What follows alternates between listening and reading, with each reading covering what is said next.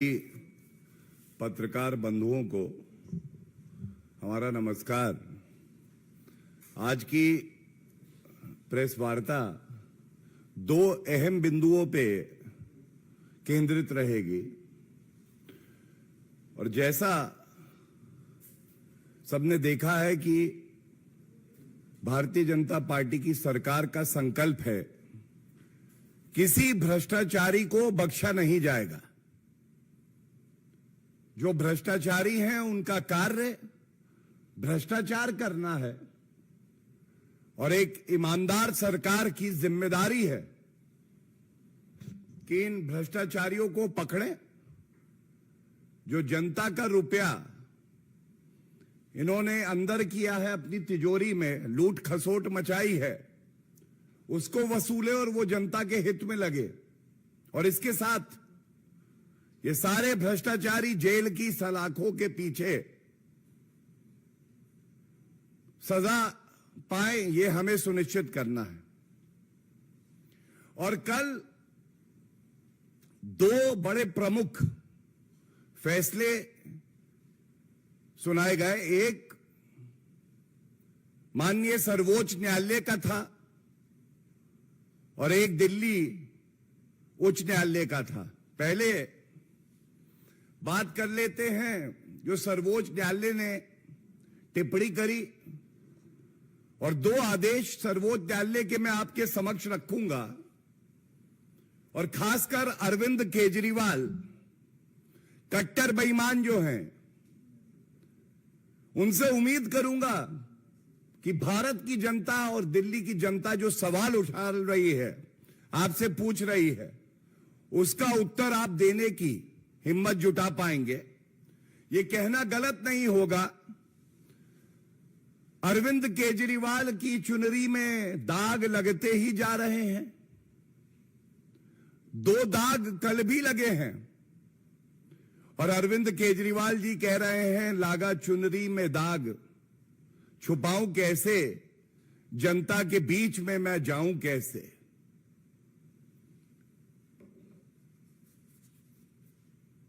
कल सर्वोच्च न्यायालय ने बड़ी सख्त टिप्पणी करी है और सबसे पहले मैं ये बताना चाहूंगा कि RRTS प्रोजेक्ट है, regional rapid transport system, Delhi Ghaziabad Meerut. और ये अपने हाथ में 6 मार्च 2019 का सर्वोच्च न्यायालय का आदेश, 21 अप्रैल 2023 सर्वोच्च न्यायालय का आदेश, और जो कल आदेश पारित हुआ है वो आपके समक्ष रखता हूं। और ये दिखाएगा कि अरविंद केजरीवाल कितने बड़े घोटालेबाज हैं। अपनी वैगन आर तो बड़ी हो गई, लग्जरी गाड़ी में घूमेंगे, चार्टर में घूमेंगे। मैं बड़ा बंगला नहीं लूंगा, शीश महल बन गया, करोड़ों का घोटाला वहां किया। तुष्टीकरण करने के लिए, भत्ता देने के लिए रुपया है, लेकिन जनता की सहूलियत, जनता का हित हो जाए, वो इनको अच्छा नहीं लगता है। अरविंद केजरीवाल करेंगे भ्रष्टाचार, जनता रहेगी लाचार। यही इनकी प्रेरणा है। ये आंकड़े बड़े ही महत्वपूर्ण हैं और ये सारे के सारे मैं ऑर्डर से ही पढ़ रहा हूं।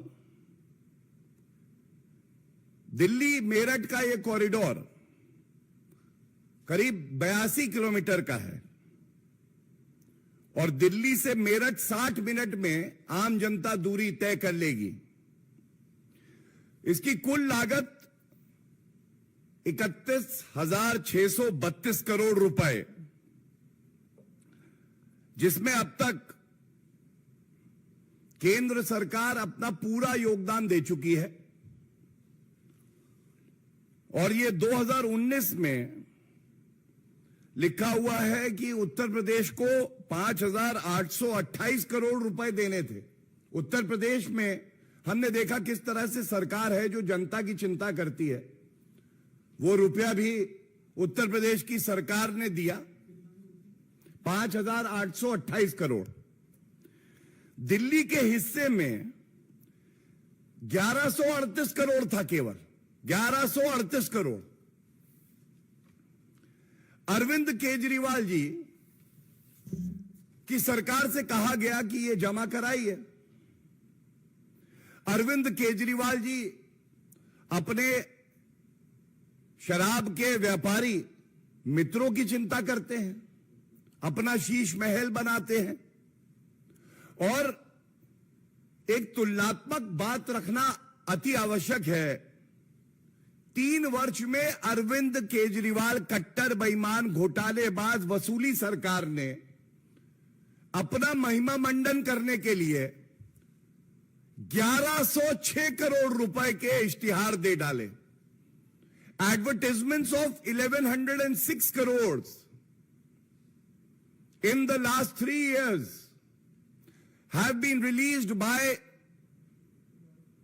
the most dishonest, the most corrupt leader in India, Mr. Arvind Kejriwal, in the last 3 years.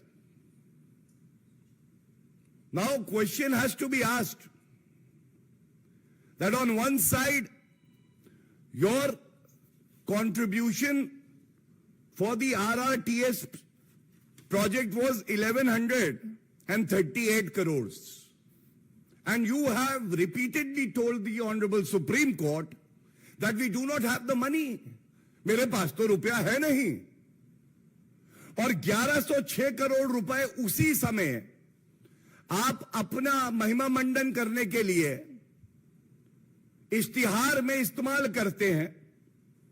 और ये सर्वोच्च न्यायालय का जो आदेश मैं पढ़ रहा हूं, सर्वोच्च न्यायालय ने कहा, और मैं कोट कर रहा हूं, quote, for the current year budgetary provision has not been made by the government of NCT of Delhi. उसके बाद उन्होंने कहा, the corridor has recently been finalised. In the circumstances we direct the Delhi government to contribute rupees 265 crores. We direct the government of NCT of Delhi to make appropriate budgetary allocation from next year with effect from 1/4/2019. कुछ बातें प्रमुखता से उठ के आती हैं। जनता के लिए सहूलियत हो, यह मंजूर नहीं है कट्टर बेईमान अरविंद केजरीवाल को। सर्वोच्च न्यायालय के निर्देश पर पहले 265 करोड़ और फिर 21 अप्रैल 2023 को 500 करोड़ रुपए दिए। दोनों बार सर्वोच्च न्यायालय का निर्देश था, स्वयं सामने नहीं आए। और सबसे बड़ी बात है, सर्वोच्च न्यायालय ने कहा बजटरी एलोकेशन कर दीजिएगा। क्यों नहीं किया अरविंद केजरीवाल जी? अच्छा, वो जो आपके शराब घोटाले वाले मित्र थे, जो आपसे पूछ के शराब नीति बना रहे थे, उनके साथ आप व्यस्त थे। जनता की सुध लेने की आपको फुर्सत कहां थी? और इसके बाद इसी तरह से 21 अप्रैल 2023 को उन्होंने कहा, we call upon the state government to make the requisite budgetary provision if not already made, और 500 करोड़ रुपए तुरंत रिलीज किए जाएं, ये अप्रैल 2023 में। अब जो कल हुआ ये चिंताजनक है, आपत्तिजनक है। और अरविंद केजरीवाल जी कट्टर बेईमान तो हैं ही, वो साथ साथ जनता का हित भी अपने ही देख सकते हैं, अपनी जिम्मेदारी का निर्वहन भी वो नहीं कर सकते हैं। स्पष्ट सर्वोच्च न्यायालय ने जो टिप्पणी करी, अभी आदेश आया नहीं था लेकिन ये टिप्पणियां थी जो रिपोर्ट हुई, उसमें कहा गया कि अरविंद केजरीवाल की सरकार अपने हिस्से का जो पैसा जमा कराना है वो नहीं करा रही, जिससे आरआरटीएस प्रोजेक्ट जो कि जनता के हित में है उसमें लागू करने में देरी हो रही है। सर्वोच्च न्यायालय ने सख्त टिप्पणी करके कहा, इश्तिहार के लिए तुम्हारे पास रुपया है, आरआरटीएस प्रोजेक्ट जो जनता के हित में है, इसको लागू करने के लिए रुपया नहीं है। 3 साल का पूरा विश्लेषण, पूरा खाका, कितना रुपया इश्तिहार में इस घोटालेबाज अरविंद केजरीवाल सरकार ने किया है, सर्वोच्च न्यायालय ने कहा है कि उसका ब्यौरा हलफनामे के साथ शपथ लेकर सर्वोच्च न्यायालय के समक्ष रखें। और इसीलिए आज ये प्रश्न उठाया जाएगा, ये लोग भ्रष्टाचार करते हैं, भ्रष्टाचार करने के बाद पकड़े जाते हैं तो कहते हैं राजनीतिक द्वेष का मामला है, और जो जनता के हित के काम होते हैं उसमें जो इनका कर्तव्य है उसका पालन नहीं करते हैं। मैं ये भी आपके समक्ष रखना चाहूंगा, कल दिल्ली उच्च न्यायालय ने मनीष सिसोदिया, पूर्व उप मुख्यमंत्री जिनको कट्टर ईमानदार बता रहे थे अरविंद केजरीवाल, उनकी ईडी के मामले में जो बेल की पिटीशन थी उसको भी निरस्त कर दिया और बताया ये जा रहा है कि अरविंद केजरीवाल जो कि किंगपिन हैं शराब घोटाले के, वो बड़े ही डरे हुए हैं, वो चिंता कर रहे हैं कहीं ऐसा तो नहीं होगा कि मनीष सिसोदिया को तो मैंने इशारे पे चला के घोटाला कर दिया, अब मैं भी अंदर जाऊंगा। और हम तो बार बार कहते हैं, जैसे जैसे जुड़ रही है कड़ी वैसे वैसे अरविंद केजरीवाल के पास आ रही है हथकड़ी। और मैं आपको बता दूं, ये चौथा ऐसा मौका है, करारा थप्पड़ पड़ा है अरविंद केजरीवाल को, और जो भ्रष्टाचार वो अपनी नाक के नीचे करवाते हैं उन्हीं के इशारे पे होता है। मुझे याद आता है कि सीबीआई कोर्ट ने पहले बेल रिजेक्ट करी मनीष सिसोदिया की, उसके बाद ईडी कोर्ट ने भी बेल रिजेक्ट करी थी दोनों मामलों में। फिर दिल्ली हाई कोर्ट ने जो सीबीआई का मामला है उसमें बेल रिजेक्ट करी, और कल दिल्ली उच्च न्यायालय ने जो ईडी वाला मामला है उसमें भी बेल रिजेक्ट कर दी। क्या अरविंद केजरीवाल में इतनी हिम्मत होगी? बाहर निकल कर आए और बताएं, ये जो 130 दिन से पूर्व उप मुख्यमंत्री कट्टर बेईमान मनीष सिसोदिया जेल की सलाखों पर में है, और 4 ऐसे न्यायालय के आदेश आ चुके हैं कि उनको राहत नहीं मिल रही, तो ये माना नहीं जाएगा। ये जो भ्रष्टाचार हुआ है, ये भ्रष्टाचार अरविंद केजरीवाल जी आपने ही कराया है,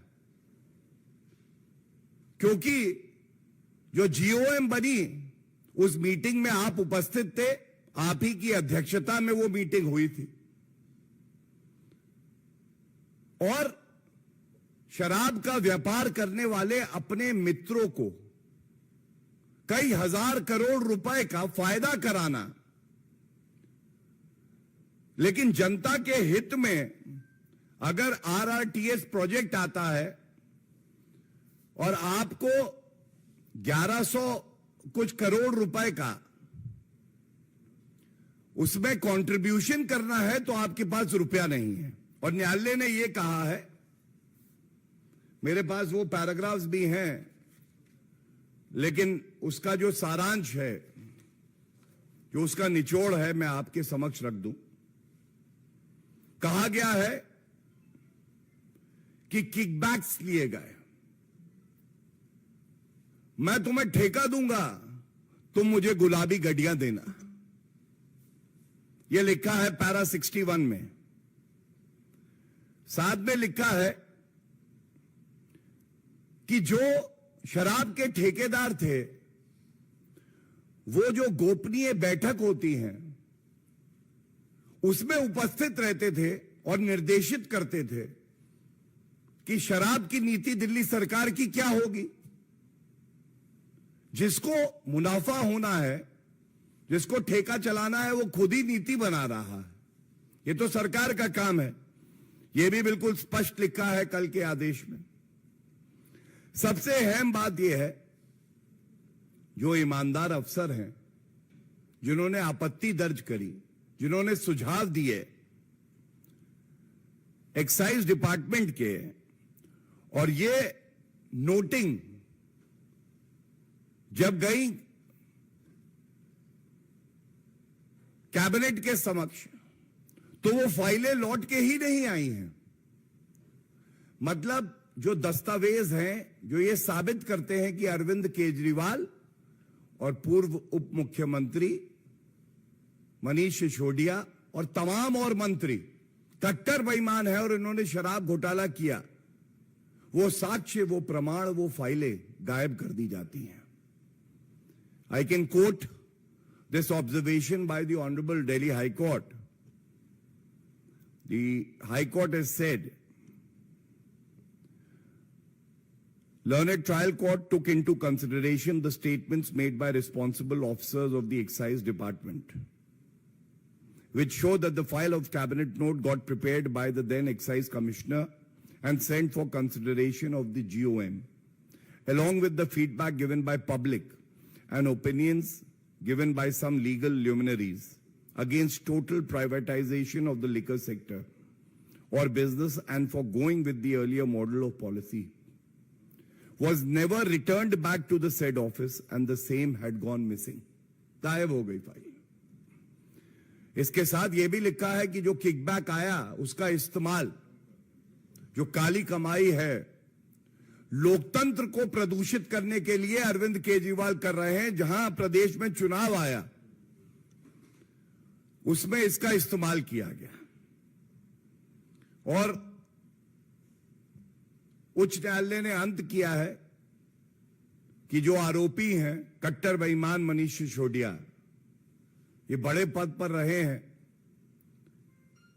ये साक्ष्य मिटा भी सकते हैं, प्रमाण मिटा सकते हैं, जो विटनेसेस हैं उनको डरा भी सकते हैं और इसलिए इनको बेल नहीं मिलनी चाहिए, क्योंकि प्रथम दृष्टया जो आरोप लगे हैं ये बहुत ही गंभीर हैं। अब ये दोनों बिंदु जो मैंने आपके समक्ष रखे, इससे एक बात उजागर हो गई है। ये जो भ्रष्टाचारी हैं ये सोचते हैं कि इनकी जिम्मेदारी, इनका कर्तव्य केवल भ्रष्टाचार करना, जनता को लूटना और खुद अपना बंगला बड़ा करना और गाड़ी बेहतर करना है। नहीं, ये भ्रष्टाचारी अगर भ्रष्टाचार करेंगे तो जो भारतीय जनता पार्टी है वो पुरजोर तरीके से इनको एक्सपोज करेगी, इनका घिनौना चेहरा सामने लाएगी और जनता की आवाज बनके सुनिश्चित करेगी कि ये जेल की सलाखों के पीछे हो। और मैं समझता हूं कि आज अरविंद केजरीवाल ये प्रेस वार्ता जरूर सुन रहे होंगे। उनको चुनौती देता हूं, अगर दमखम है तो बाहर निकलकर जो प्रश्न हमने उठाए हैं उनमें से किसी एक का भी उत्तर दे दें तो जनता सब देख रही है।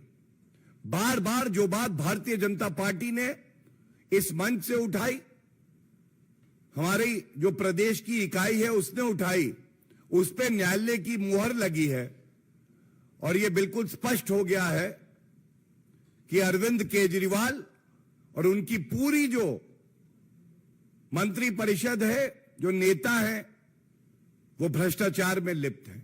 धन्यवाद। If there are any questions, I'll take those. इस पे पहले ले लीजिएगा।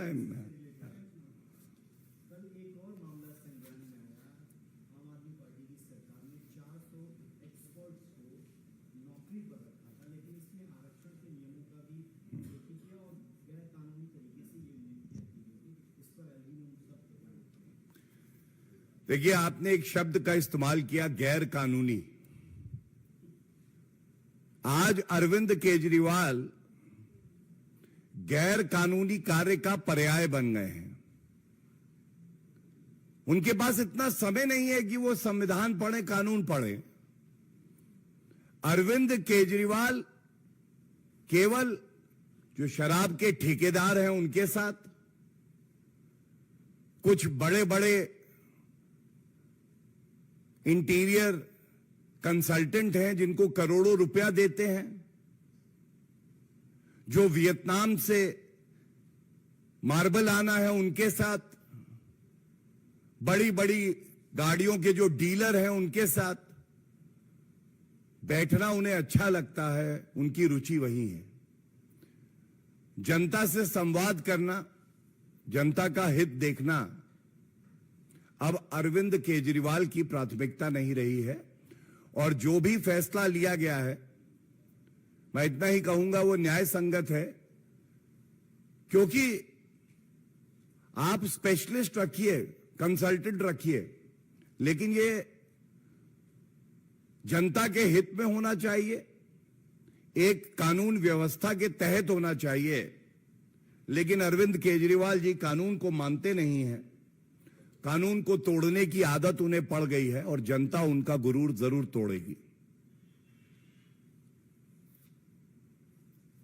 Any other questions? Thank you.